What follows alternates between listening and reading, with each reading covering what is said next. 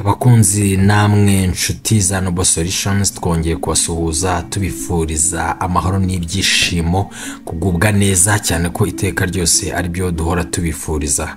Gusa namwe mwaba muri kumwe natwe mutanezerewe mufite ibihe bibagoye bibabaje bibatera kurira ndetse no guhangayika, turabibutsa ko igihe kimwe namwe muzanezerwa. Hari umunsi uzagera ukajya wibaza niba ari wowe wabinyuzemo ugeze mu bihe byiza by'ibyishimo. Uyu ni Noble uri kumwe namwe nk'uko bisanzwe.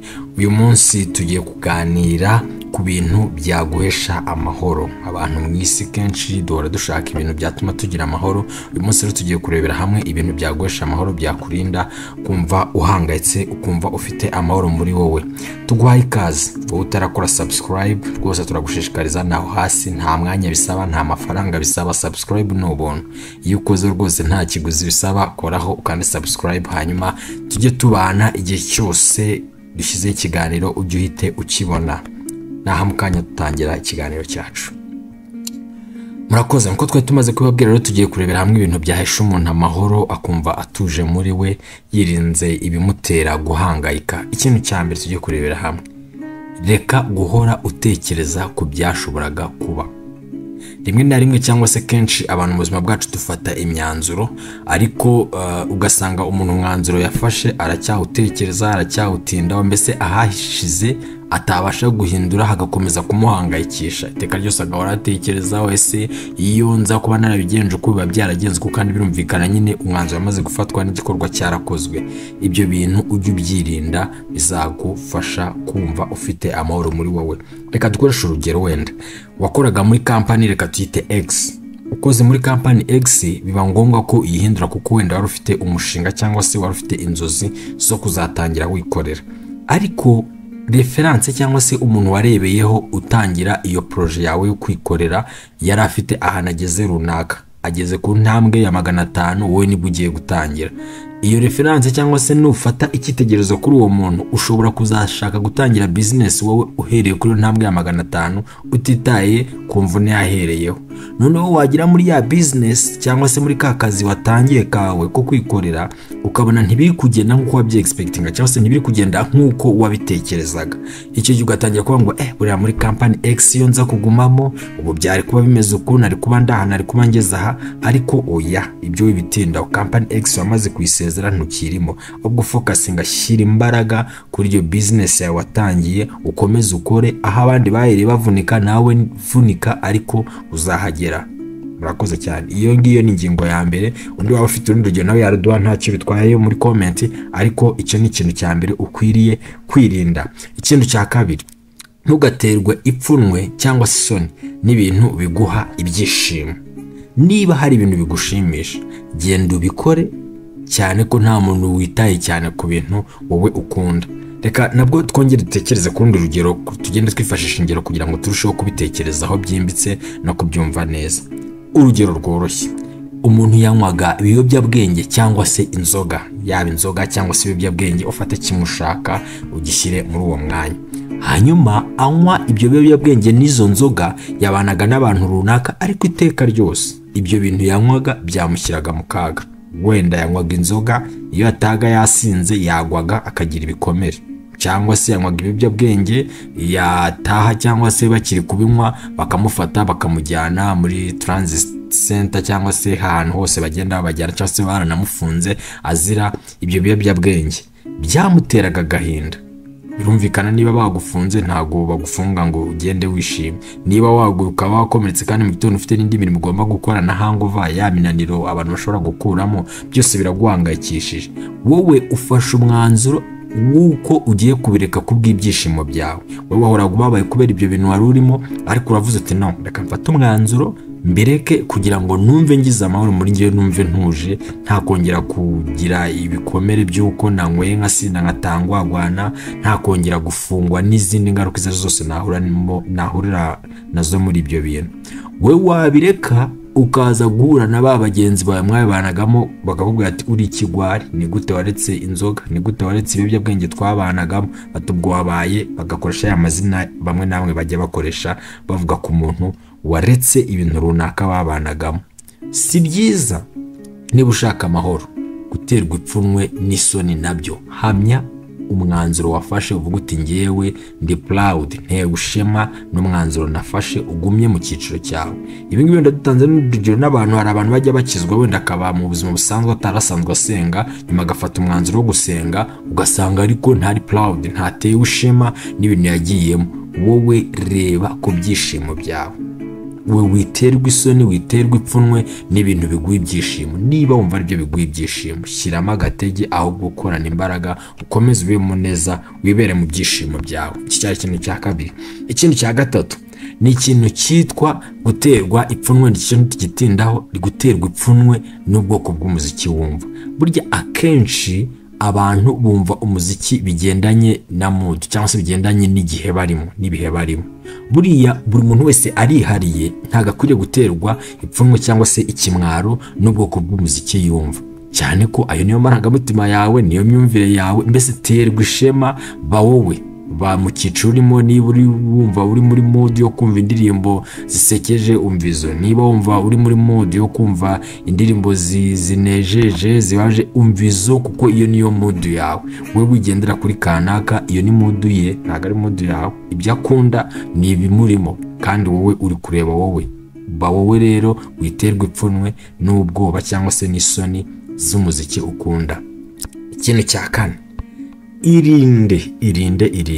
irinde gusiba ubutumwa kuko budafite like nyinshi zihagije. Ibi ngibi twagiye ku social media, abantu bafite social platforms agiye atandukanye, usanga iki kibazo kimaze kugenda gifata indi ntera kuri benshi cyane cyane urubyiruko, nubwo n'abakuru nabo batorohewe, ariko cyane cyane urubyiruko iki ni ikibazo gikomeye. Aho usanga umuntu yadafite likes cyangwa se atabarebwe n'abantu benshi cyangwa adakurikiranwa n'abantu benshi, bimutera ikibazo gikomeye. Hamwe ashobora gusiba ubutumwa yashyizeho cyangwa se amafoto yabitseho kuko ngo abantu batayalikinze cyangwa se batayarebye. Ubundi tugerageje kureba neza icyo izi social media ziba zitumariye, ubundi mu by'ukuri naho umuntu yagakwiriye kubika dokima ze ziri digital cyangwa se soft document yewe, cyane cyane amafoto, ubwo niyo turi kuvuga n'amavideo, kugira ngo ajye agira ibyo yiyibutsa. Ni kuvuga ngo ni memory ziwe aziyibutsa igihe runaka yazikeneye. Bivuze ngo niba likes cyangwa se comment arizo yatangiye guha umwanya cyangwa se agaciro gakomeye, ubwo bivuze ngo atangiye gusuzugura cyangwa se utangiye gusuzugura agaciro nyako k'icyo gikorwa cyo kubika memories zawe, kuko memories zawe uzazikenera igihe runaka. Reka dukoreshe urugero rworoshye. Ushobora kuba warafashe amafoto, tuvuge mu 2024 ubu ngubu, amafoto wafashe na telefone yawe nziza muri 2024, kandi urifuza kuzareba cyangwa se ko abana bawe cyangwa se umuryango uzagukomokaho uzareba ayo mafoto, cyangwa se n'abuzukuru, cyangwa se ushobora no kutagihari ariko imiryango igukomokaho ikazaba iyareba. Twibuka ko muri iki gihe dufite ibibazo by'uko kubera izi social media zitabagaho kera, amafoto y'abantu ba kera hari abo dukenera kureba tutabasha kubona amafoto yabo kuko ari ukugereranya, kuko ntago nyine ibyo byo kwifotoza byabagaho, nta mafoto ntayahari. Ariko ushobora kubika ifoto kugira ngo izagire umumaro mu gihe kizaza. Twikomereza urugero rwacu. Hanyuma ya foto wayifotora, wayishyira kuri izo social media, ibibitse mu database hakurya iyo ngibyo nabyo wenda twabyinja bikindi gihe, ibibitse muri ayo database hakurya iyo ngiyo kuri ayo servers yabo. Hanyuma igihe runaka mu myaka nka 30 iri imbere, ifoto ikaba izakenerwa, ikaba yabonwa, igakoreshwa bitewe n'icyo yateganijwe gukoreshwa. Ariko ibaze uyishyizeho kubera ko umumaro wayo wari wo kubika izo memory, uyisuze ngo kubera ko bataguhaye likes. Icyambere witeye agahinda, witeye kubabara kuko ngo ntibagukurikiye, hanyuma urazisibye za foto zawe muri ya myaka 30 ntuzazibona. Ushobora kuvuga ngo telefone, wenda telefone bashobora kuyikwiba cyangwa se ishobora no gupfa umwaka utaha. Yipfuye ya mafoto yawe yatakaje. Telefone ishobora kudapfa, wenda tuvuge wayabitse ahandi hantu, ariko ushobora wibuke ko niyo wayaprinting ushobora no kugera mu nzu hagatera ibiza. Hatanateye n'ibiza hanasenyuka. Impamvu zatuma uburizo data cyangwa se uburizo digital memories zawe ziba ziharari nyinshi. Ariko iyo wabitse hariya, biragoye ko izo server bavuga ngo zahiriye rimwe zose zo kwisi. kuba bafite n'andi ma backup. Rero ni byiza ko udakwiriye gutinda cyane cyangwa umwanya uremereye umutima wawe comments na likes uhabwa kuri digital memory zawe uba wabitse kuri ayo social media. Ikintu cya gatanu rero tugiye kuvugaho kindi ni ikintu cyitwa kwirinda kwigereranya n'abandi bantu cyangwa kwirinda kwigereranya n'umuntu uwo ari we wese. Kirazira kwigereranya n'umuntu uwo ari we wese. Buriya intambwe yawe ya mbere ntukwiye gukora ikosa ryo kwigereranya n'indi ntambwe ya 10 y'undi muntu. Wenda ushobora kumwigiraho birumvikana, ariko inshingano zawe ni uguhora uharanira kurenga aho wari urejo hashize. Uko niko kugereranya kwa wundi wagakwiriye kugira. Ukavuga uti ngewe ejo narindi ku ntambwe ya 3, uyu munsi ngeze ku ya 4. Iyo niyo comparison igukwiriye. Ariko kuvuga ngo ngewe ndi ku ntambwe ya 3 ariko urandimo ndamureba hari, ushobora gusanga wamaze imyaka 10 agenda izo ntambwe akaba ageze ku ya 5, uri ku ya 3 maze umwaka umwe, urumva deja umurusha umuvuduko. Ariko bikaba byagutera pressure, bikaba byagutera kutagira amahoro, bikaba byagutera guhangayika, kandi umuvuduko uriho mwiza, ikibazo cyabaye kwigereranya n'undi muntu. Rero uburyo bwiza wagakwiriye wowe gukora bwigereranya ni ukwipima wowe ubwawe. Kavuga ati ejo cyangwa se umwaka ushize nari ndaha, uyu ndaha, ese nagiye imbere cyangwa nagumye ahandi? Ahubwo ndabona waragumye ahandi akaba ari gutekereza byo gukosora cyangwa se bwo kongeramo imbaraga. Ariko niba ugifata umwanya ukigeranya n'undi muntu, byanze bikunze uzitera ikibazo, ntabwo uzagira amahoro muri wowe. Hari umuntu mwegeze avuga akantu mva karansicara ariko ngakuramo isomo rikomeye. Aravuga ngo buri muntu wese afite icyo arusha undi. Yazanye abantu babiri imbere batandukanye, afata umuremure n'umugufi. Abwira umuremure ati kora hariya hejuru, umuremure arahakora. Abwira n'undi mugufi ati kora hasi, umugufi ahakora hasi byoroshye kurusha umuremure, mu gihe undi byari byananiranye. Araje aravuga ati rero umuremure arakurusha uburebure, ariko nawe mugufi uramurusha ubugufi. Bivuze ngo byanze bikunze buri muntu wese aba afite icyo arusha undi. Iyo ugiye kumwipimaho rero, byanze bikunze ntabwo wabura kubona ikintu runaka akurusha. Rero ni byiza ko ukwiriye wowe kwipimaho wowe ubwawe, ukareba urugendo rwawe niba hari aho wavuye, hari aho wagiye, ugakomeza ukigenda. Ariko ibyo kwipima ku wundi muntu oya, bishobora kugutera pressure. Reka dusanga urugero rworoshye. Hari abantu benshi nagiye numva mu bigiye bitandukanye, wenda ashaka nko kwiga ikintu runaka, ariko uyu munsi wenda dukoresha nk'urugero kuri wenda ku bantu bashaka kwiga nk'umuziki. Umuntu akagira cyo akavuga ati ngewe ndashaka kwiga gucuranga gitari cyangwa se piano. We umuntu yabonye acuranga amaze imyaka 30 akora practice, yitoza gucuranga iyo piano, yitoza gucuranga iyo gitari, arabikora abimaze imyaka 30. Undi amubonye kuri screen cyangwa se amubonye muri event runaka ari gucuranga, ahise yifuza kuba nkawe. We aratangiye amaze ukwezi cyangwa se amezi 2 afashe imirya gitari, imirya imuciye ibisebe cyangwa se ishyizeho ikimenyetso cy'uko ari gucuranga gitari. Agahita avuga ati sha ngiye gucuranga, mugabo uracize nk'amezi 2 kubwira ati ngiye gucuranga byaranze, nasanze atari ibintu byanjye. Kuba iki atari ibintu byawe? Ati narabyiza, atari ku kwezi kwagiye gushira mbona nta hantu ndagera. Uzi ko uwo muntu uri kwipimaho we amaze imyaka 10 akora ibyo bintu? Ni gute uri bufata umuntu umaze imyaka 10 mu kintu, experience ye, ugashaka kuyipima ku yawe y'ukwezi kumwe ari buri gutangira? Ibyo bizagutera kutagira amahoro muri wowe. Ahubwo reba ngo ko natangiye mu cyumweru gishize, ari nabyo twa tumaze kuvuga hejuru. Ahangaha natangiriye hari akantu kiyongereho cyangwa ndacyari hahandi, aho wenda niho wabitekereza. Ariko niba utangiye kumwipimaho imyaka maze si yumaze nawe, mu gihe yari afite experience y'uko kwezi kumwe, ushobora gusanga ari no hasi yaho wowe uri. Si byiza nawe washyira mu rundi rugero rwawe, ariko si byiza ko uzajya wifata ukipima ku wundi muntu, kuko byagutera kutagira amahoro muri wowe. Ikindi rero cya 6 gikomeye ni ikintu cyitwa kureka kwizera no kwemera ko imbuga nkoranyambaga arizo zigena agaciro kawe. Mana yanjye, reka kwizera no kwemera ku mbuga nkoranyambaga, ko kwemerwa ku mbuga nkoranyambaga zawe ari byo bigena agaciro kawe. Iki ni ikintu gihangayikishije muri iyi minsi ku buryo bukomeye. Imbuga nkoranyambaga ntabwo ari ukuri. Ibintu byinshi buriya bibamo biba ari ibinyoma. Abantu benshi usanga rimwe na rimwe bagaragaza ubuzima babayeho, bukaba bwagutera pressure. Ejo bundi nahoze hari umuntu wumva ikiganiro ari gutanga ikiganiro avuga ukuntu ngo yarebaga umuntu maze igihe gito yakora akabona ubuzima abayemo, inzu iri ku rundi rwego, imodoka agendamo ziri ku rundi rwego, aharira hari ku rundi rwego, undi agira depression neza neza, arahangayika, ikibazo biravuka.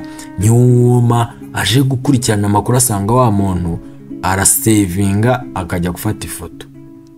Wowe ukaba ushobora kumubona uyu munsi yagiye muri hoteli runaka, ejo yagiye mu rugo runuru agashaka igipangu yifotorezaho, agashaka imodoka yifotorezaho cyangwa yifotorezamo, ukaba yanayikodesha neza neza, akaba yagutera guhangayika, kandi buriya buzima atari bwo bw'ukuri. Ukaba wasanga nawe mu buzima bugoye, cyane cyane abahanzi nibo numvishe bakunda gutaka ko bakunda kubibamo, ugasanga neza neza umuhanzi muri video umubonye urumirwa, ariko mwahura mu buzima busanzwe ukabona umuhanzi wo muri video no mu buzima busanzwe ntago ari umuhanzi umwe. Si byiza rero ko we ukwiriye kumva ko ku mbuga nkoranyambaga uko bemerwa cyangwa se uko bakwemera ari byo bigaragaza agaciro kawe. Agaciro kawe ntabwo kari ku mbuga nkoranyambaga. Niba uriya afite ukuntu afatwa mugani, niba arizo follow, niba arizo likes ari byo bituma agaragaza ko ari undi wundi, ntabwo kuri ariko kuri. Ushobora gusanga wenda biranashoboka hari waba ari bwo ubuzima bwe, ariko si bose.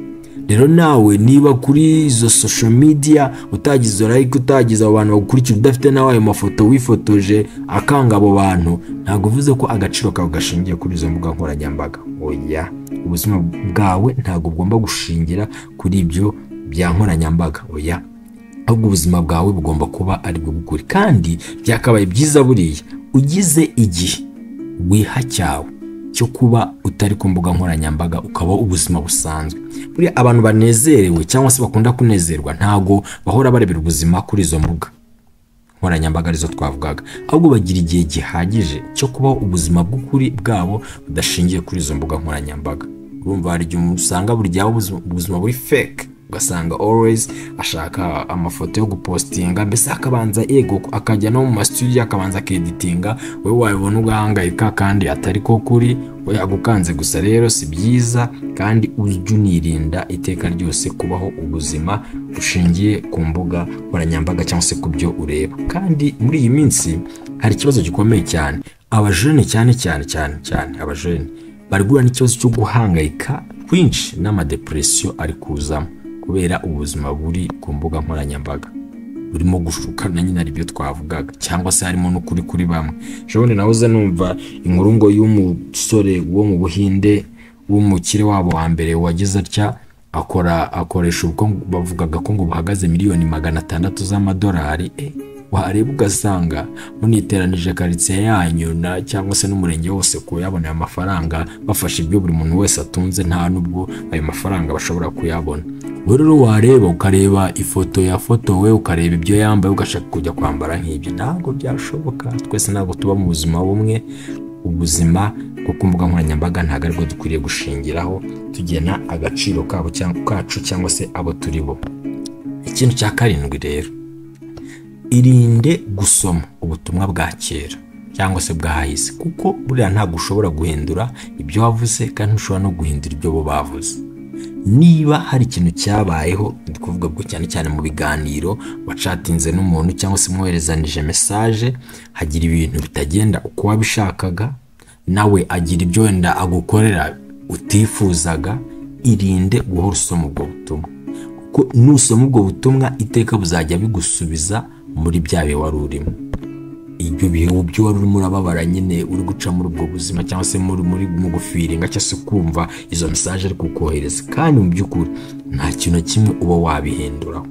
Buriya nk'uko izuba ricana ritarindire, buri izuba ntabwo ribanza kurindira abantu ngo abantu nibaza ngo nibwo izuba riri buze. Oya, nk'uko izuba ricana ritarindiriye abantu kandi rigakomeza imirimo yaryo, niba ejo rizongera rigacana rirongera rikarasa, niba igihe cyo kurenga rikarenga, nta byo kureba ngo abantu baje cyangwa se ribaje cyangwa se ikindi kintu icyo ari cyo cyose. Niko natwe cyangwa se nawe wagakwiriye kuzuza inshingano zawe zikureba ukazikomeza, utabanje gucunga kanaka bimeze gute. No, izo message wenda dufashe reference ku zuba, ariko izo message niba zaraciyeho zararangiye, wikomeza kuzisoma cyane, ahubwo wenda ikintu gishoboka ushobora kureba amakosa wakoreye muri izo message cyangwa se muri izo chat ukayitaho, wenda ukavuga uti aya makosa nakoze ngiye kuyakosora, ariko kuzisoma ntacyo bizagufasha usibye kugutera kutanezerwa, usibye kugusubiza muri iyo mood warimo icyo gihe. Si byiza rero gusoma izo message kuko ako gahinda ntacyo kari bukuzamurira, ahubwo karagufasha gusubira inyuma. Nibyo nifuza ko tuvugana uyu munsi, ni part 1, none tuzagenda part 2.